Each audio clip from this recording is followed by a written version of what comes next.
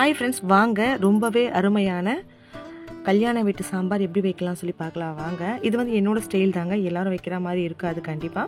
நான் எங்கள் வீட்டில் எப்படி வைப்பேன்னு சொல்லி தான் நான் செய்ய போகிறேன். இந்த சாம்பார் செஞ்சால் எங்கள் வீட்டில் சாப்பாடு மொத்தமும் அழகாக காலி ஆகிடும், சூப்பராக சாப்பிட்ருவாங்க. என் கையில் இருக்க வெஜிடபிள்ஸை வச்சு வைக்க போகிறேன், வாங்க பார்க்கலாம்.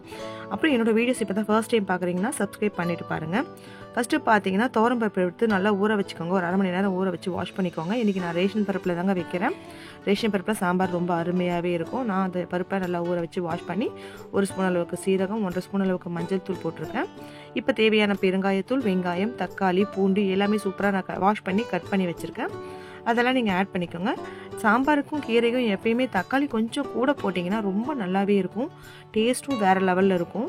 இப்போ தக்காளி மட்டும் நான் 3 பெரிய தக்காளி போட்டிருக்கேன். வெங்காயம் மீடியம் சைஸில் 2 வெங்காயம், ஒரு 10 பல்லு பூண்டு தோல் உரித்து போட்டிருக்கேன்.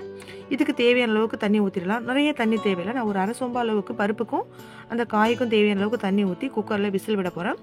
கல்யாண வீட்டு சாம்பார்னாலே நம்மளுக்கு வந்து கண்டிப்பாக பூசணிக்காய் வேணும் இல்லைங்களா? எனக்கு இங்கே பூசணிக்காய் கிடைக்காததால் நான் சின்ன வெங்காயம், கேரட், பீன்ஸ், முருங்கைக்காய், கத்திரிக்காய், நம்மளுக்கு எல்லா வெஜிடபிள்ஸும் போட்டு வைக்கலாம். அந்த மாதிரி தான் இன்றைக்கி வச்சுருக்கேன். நான் பூசணிக்காய் தேடி பார்த்தேன், எனக்கு கிடைக்கவே இல்லை. மோஸ்ட்லி நான் அதை ஆட் பண்ணி தான் வைப்பேன். நீங்கள் இது கூட கண்டிப்பாக அதை ஆட் பண்ணிக்கோங்க. இப்போ பருப்பு நம்மளுக்கு விசில் வர ஆரம்பிச்சிச்சு. நான் வந்து 3-4 விசில் விட போகிறேன் குக்கரில். பருப்பு வெந்தாச்சு, ஓரமாக இறக்கி வச்சுட்டு ஒரு அகலமான பாத்திரம் வச்சுக்கோங்க. சாம்பாருக்கு எண்ணெய் நிறைய தேவையில்லைங்க, மீடியமாக இருந்தாலே போதும்.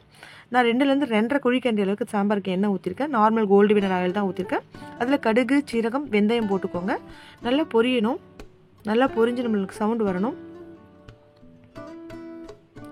இங்கே பாருங்கள், சூப்பராக பொரிஞ்சு வந்துருச்சு. நல்லா கடுகு பொரிஞ்ச பிறகு நம்ம அடுத்து என்னவோ அதை ஆட் பண்ணலாம். இப்போ பார்த்தீங்கன்னா இதுலேயும் நான் பூண்டு தட்டி போட்டிருக்கேன். நல்லா ஒரு 100 கிராம் அளவுக்கு சின்ன வெங்காயம் தோலை உரிச்சிட்டு அதையும் உங்களால் முடிஞ்சால் தட்டி கூட போட்டுக்கலாம். நீங்கள் முழுசாக பிடிக்காதவங்க தட்டி இடித்து போட்டுக்கோங்க. நான் மீடியம் சைஸ்ன்றதுனால அப்படியே போட்டாச்சு. கூட 2 வாசனைக்கு பச்சை மிளகாய், கொஞ்சமாக மஞ்சள் தூள், கொஞ்சமாக கல் உப்பு போட்டிருக்கேன். இப்போ இதை வதக்கிக்கோங்க. எதுக்கு மஞ்சள் தூள் ஆட் பண்ணுறோன்னா, மஞ்சள் தூள் எல்லாத்துக்குமே ரொம்ப நல்லதுங்க. மஞ்சள் தூள் நிறைய போடுறதால மஞ்சள் காமாலெலாம் வராது, கண்டிப்பாக தெரிஞ்சுக்கோங்க. கடுகால கூட நம்மளுக்கு மஞ்சள் காமாலை வர வாய்ப்பு இருக்குது. கடுகு எப்பயுமே எல்லா சமையல்லையுமே கொஞ்சமாக ஆட் பண்ணிக்கோங்க. மஞ்சள் தூளால் தான் மஞ்சள் காமாலை வரும்லாம் அப்படிலாம் கிடையாது. மஞ்சள் போடுறது ரொம்பவே நல்லது தாங்க. காயில் சப்போஸ் வேறு ஏதாச்சும் கிருமிகள் இருந்தால் கூட நம்மளுக்கு அந்த மஞ்சள் நம்மளுக்கு கிளியர் பண்ணி கொடுத்துரும். அதுக்காக தான் மஞ்சள் எல்லாத்துலேயுமே கொஞ்சம் கூட போகிறது நல்லது.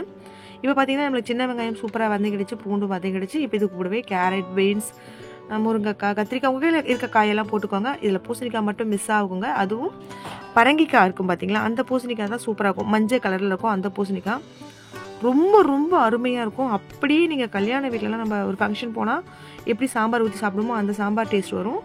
கண்டிப்பாக எனக்கு அது கிடைக்கலைங்க, எனக்கு இங்கே கிடைக்கல.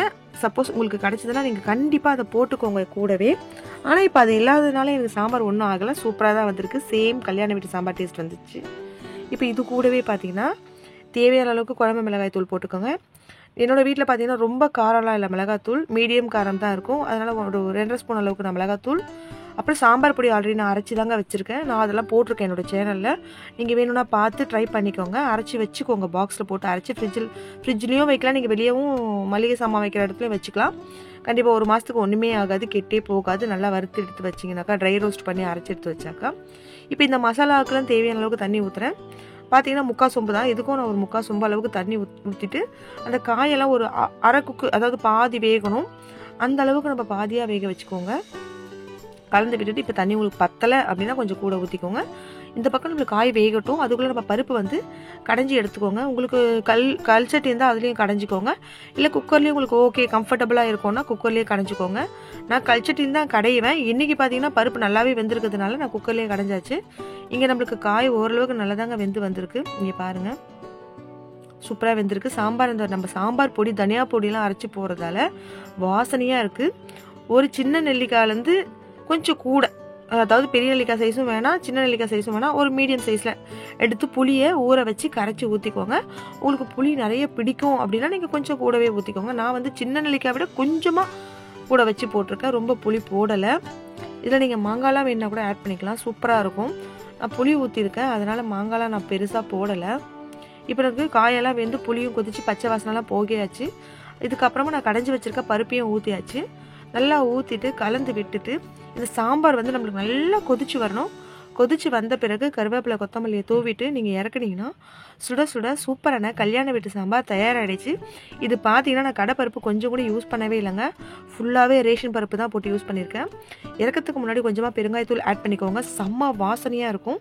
இந்த ரெசிபியை நீங்கள் பார்த்துட்டு ட்ரை பண்ணி பாருங்கள். ஆனால் கண்டிப்பாக பரங்கிக்காய் ஆட் பண்ணிக்கோங்க, எனக்கு கிடைக்கல நீங்கள் ஆட் பண்ணிக்கோங்க. என்னோடய வீடியோஸ் நீங்கள் இப்போ தான் ஃபர்ஸ்ட் டைம் பார்க்குறீங்கன்னா மறக்காமல் சப்ஸ்கிரைப் பண்ணிவிட்டு பெல் ஐகானை கிளிக் பண்ணிவிட்டு ஷேர் பண்ணிவிட்டு லைக் பண்ணிவிட்டு கமெண்ட் பண்ணிவிட்டு பாருங்கள். சப்போர்ட் பண்ணுற எல்லாருக்கும் ரொம்ப ரொம்ப ரொம்ப நன்றி. Thank you thank you thank you so much. குழந்தைங்களுக்கு இந்த மாதிரி சாம்பார் வச்சு கொடுத்தீங்கன்னா கண்டிப்பாக விரும்பி சாப்பிடுவாங்க. வீட்டில் சாப்பிட்றத விட எப்படி ஃபங்க்ஷனில் கொஞ்சம் விரும்பி சாப்பிடுவாங்க. இந்த சாம்பாரை ஃபங்க்ஷன் சாம்பார் மாதிரியே இருக்கும் சொல்லி கொடுங்க, சாப்பிடுவாங்க. சப்போர்ட் பண்ணுற எல்லாருக்கும் நிஜமாகவே ரொம்ப ரொம்ப ரொம்ப நன்றி. என்னோட வீடியோஸ் எல்லாமே நான் நிறைய லாங் வீடியோஸ் எல்லாமே நான் என்னோடய சேனலில் போட்டிருக்கேன், ஷார்ட்ஸும் போட்டிருக்கேன், நிறைய ரெசிபீஸும் போட்டிருக்கேன். நீங்கள் கண்டிப்பாக என்னோடய சேனல் உள்ளே போயிட்டு நீங்கள் பார்த்துட்டு என்னோடய சேனலுக்கு சப்போர்ட் பண்ணுங்கள், எனக்கும் சப்போர்ட் பண்ணுங்கள். சப்போர்ட் பண்ணுற எல்லாருக்கும் மீண்டும் நன்றி நன்றி நன்றி. Thank you so much friends.